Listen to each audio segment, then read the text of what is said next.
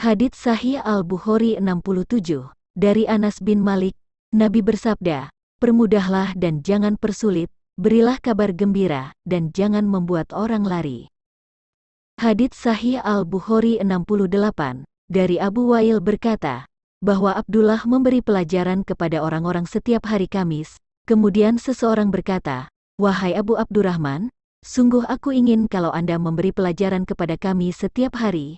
Dia berkata, "Sungguh aku enggan melakukannya, karena aku takut membuat kalian bosan, dan aku ingin memberi pelajaran kepada kalian, sebagaimana Nabi memberi pelajaran kepada kami, karena khawatir kebosanan akan menimpa kami."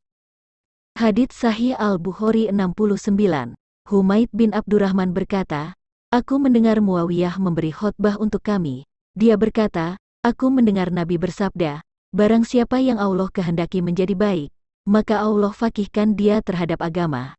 Aku hanyalah yang membagi-bagikan, sedang Allah yang memberi, dan senantiasa umat ini akan tegak di atas perintah Allah. Mereka tidak akan celaka karena adanya orang-orang yang menyelisihi mereka, hingga datang keputusan Allah."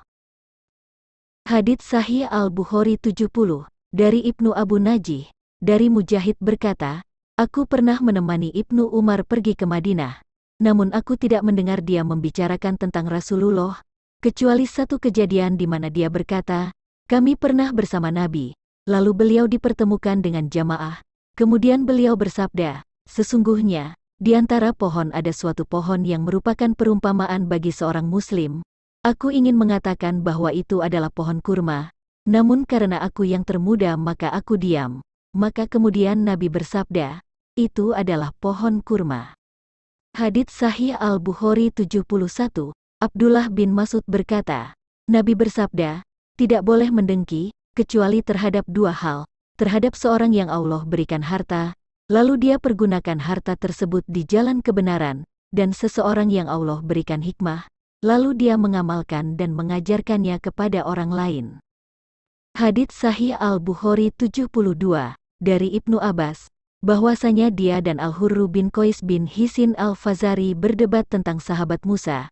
Ibnu Abbas berkata, dia adalah Khidir. Tiba-tiba lewat Ubay bin Ka'b di depan keduanya.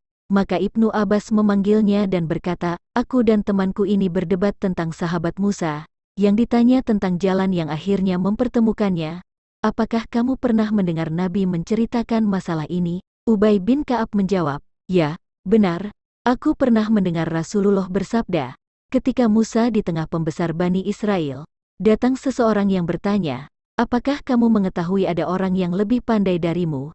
Berkata Musa, tidak. Maka Allah Ta'ala mewahyukan kepada Musa, ada, yaitu hamba kami bernama Khidir. Maka Musa meminta jalan untuk bertemu dengannya.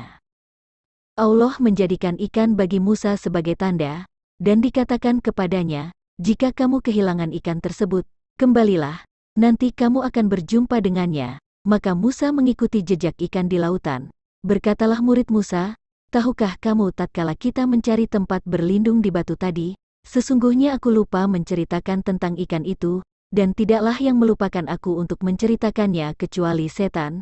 Maka Musa berkata, itulah tempat yang kita cari. Lalu keduanya kembali, mengikuti jejak mereka semula. Maka akhirnya keduanya bertemu dengan Khidir. Begitulah kisah keduanya, sebagaimana Allah ceritakan dalam kitabnya.